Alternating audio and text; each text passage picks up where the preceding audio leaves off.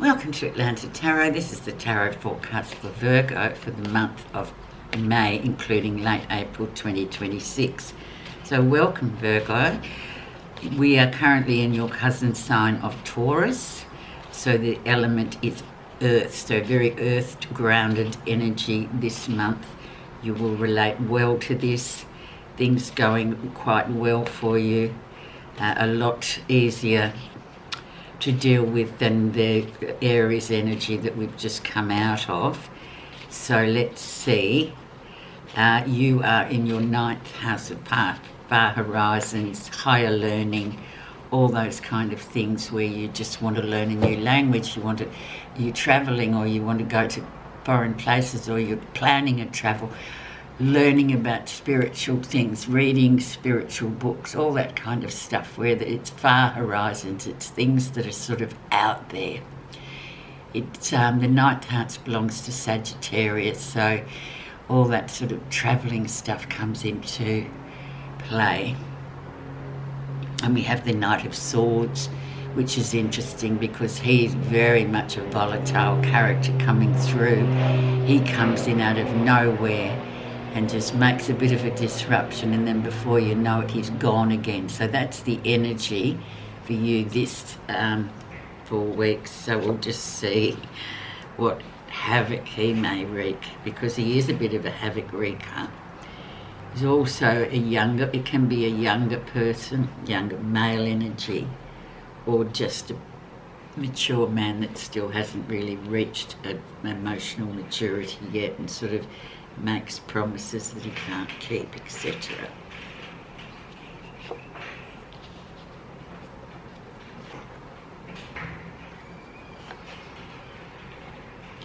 Okay, so remember him.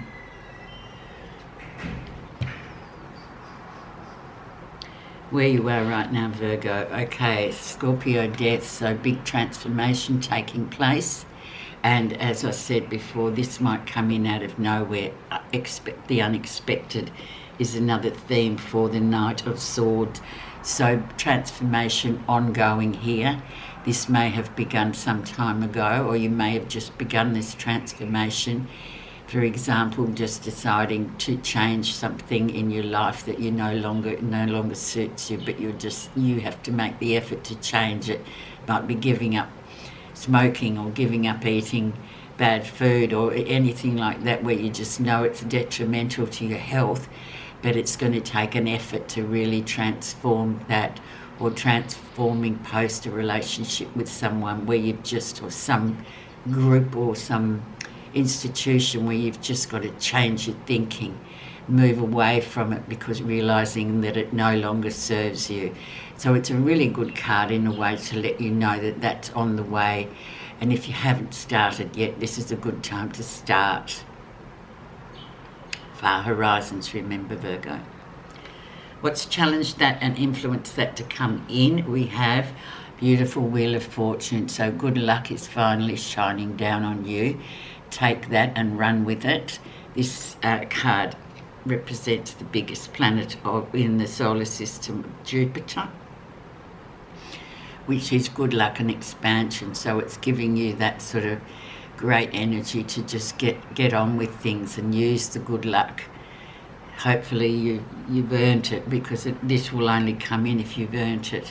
If you haven't earned it yet, or you don't feel like you've earned it, you can always start now. But this is really good. So excuse me, we've got 2 big cards to start off with, Virgo, which is really promising.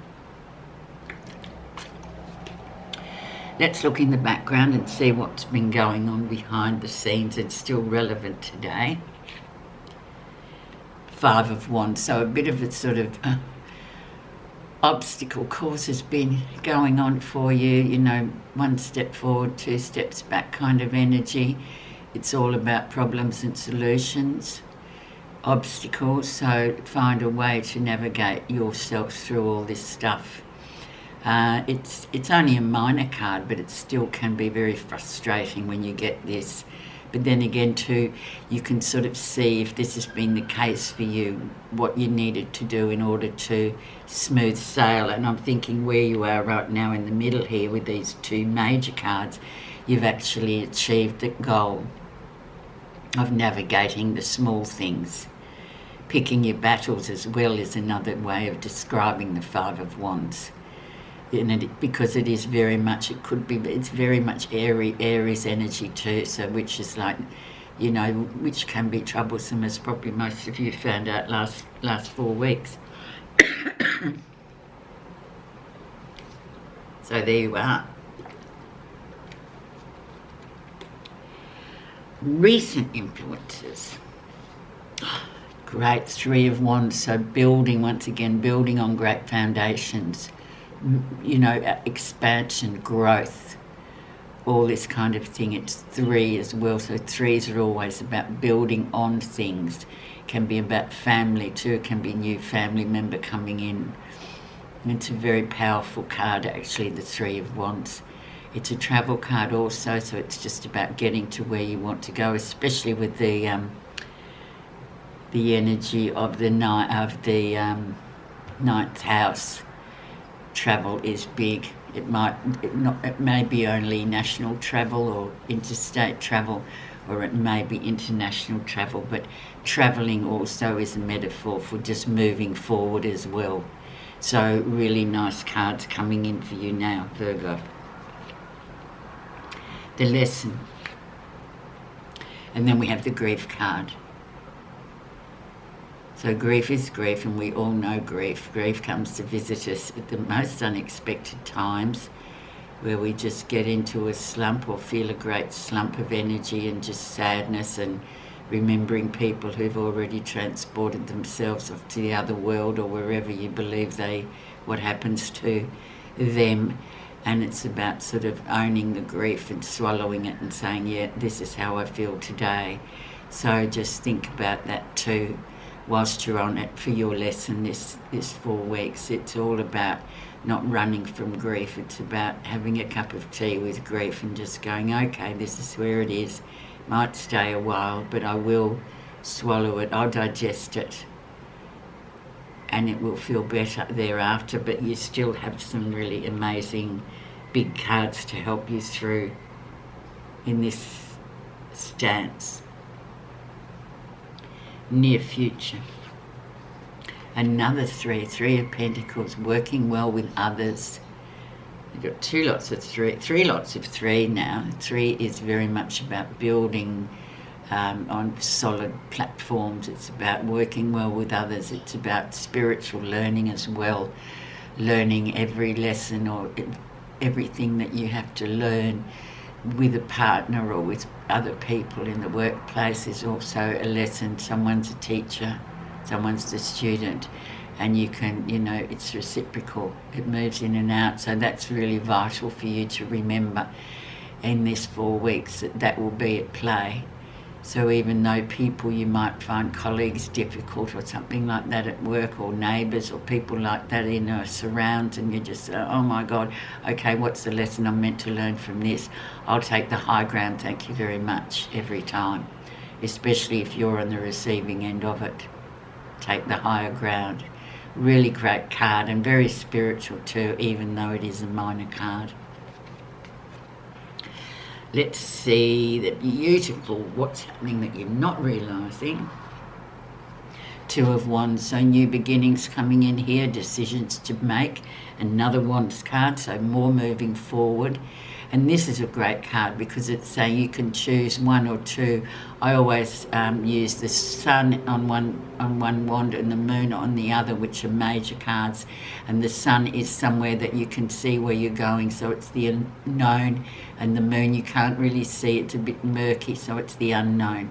But it doesn't matter which one you choose, you'll end up doing well. But the main myth of this motto of this card is to move forward, make the decision and move. Don't be sitting there in the crossbar going, I can't. You have to make that decision. Always with the 2s, it's decision time.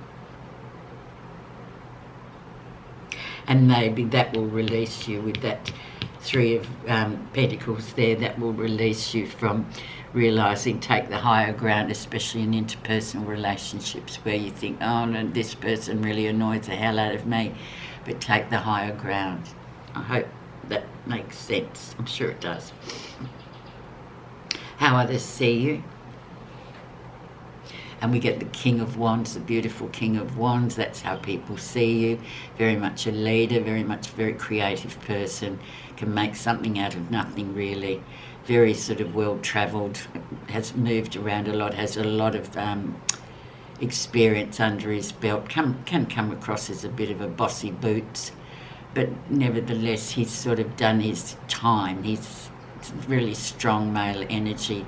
But yeah, he's creative too, so he sort of inspires us to go, okay, come on, get on with it. You know, this is good. You've got good energy. This is how people actually see you, for positive or negative, no matter who's looking at you. But we just look at positives here.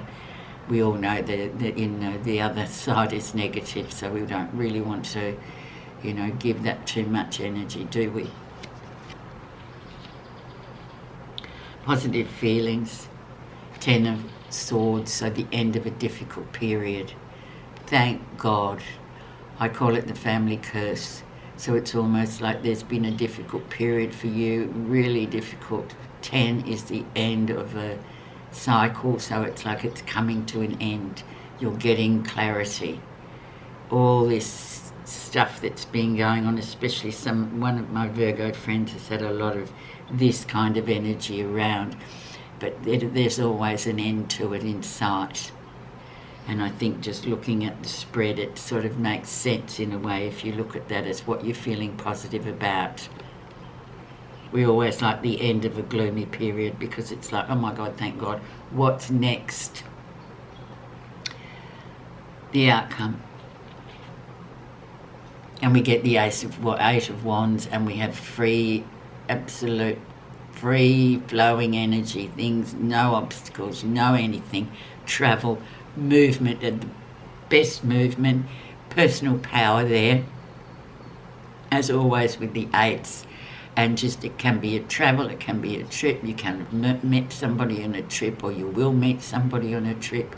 It's just that feel-good energy, and very Sagittarian too, which goes with the 9th house, which is the Sagittarian. So lots of movement here, Virgo, for you, doing really well this month, and congratulations. It looks like you've sort of been in a hole, but now you've sort of climbed out of it.